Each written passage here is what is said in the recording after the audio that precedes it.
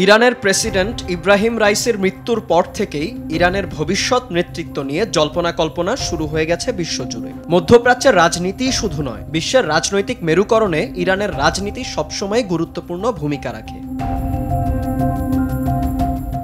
রাইসির মৃত্যু ইরানের জন্য একটি বড় ধাক্কা। প্রেসিডেন্ট ইব্রাহিম রাইসিকে দেশটির সর্বোচ্চ নেতা আয়াতুল্লাহ আলী খামেনির একজন সম্ভাব্য উত্তরসূরি হিসেবে বিবেচনা করা হতো।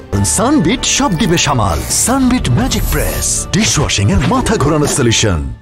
তার মৃত্যুতে সর্বোচ্চ নেতা তৈরির চলমান প্রক্রিয়া ব্যাহত হয়েছে। সর্বোচ্চ নেতার সম্ভাব্য উত্তরসূরিদের তালিকায় উঠে আসছে খামেনির ছেলে মোজতবার নাম।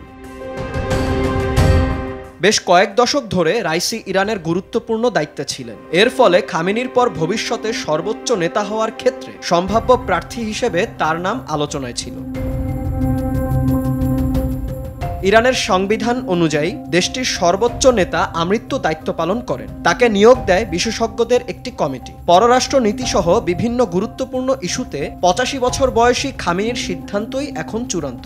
আয়াতুল্লাহ খোমেনির মৃত্যুর পর ১৯৭৯ সাল থেকে সর্বোচ্চ নেতার দায়িত্বে রয়েছেন খামেনি। রাইসি বাদে সর্বোচ্চ নেতার উত্তরসূরি হিসেবে আলোচনায় যার নাম রয়েছে তিনি হলেন খামেনির ছেলে মোজতবা। ৫৪ বছর বয়সী এই ব্যক্তিকে প্রকাশ্যে খুব একটা দেখা যায় না, তবে পর্দার আড়ালে তিনি খুব প্রভাবশালী বলে মনে করা হয়। যুক্তরাষ্ট্র তার উপর নিষেধাজ্ঞাও জারি করেছে।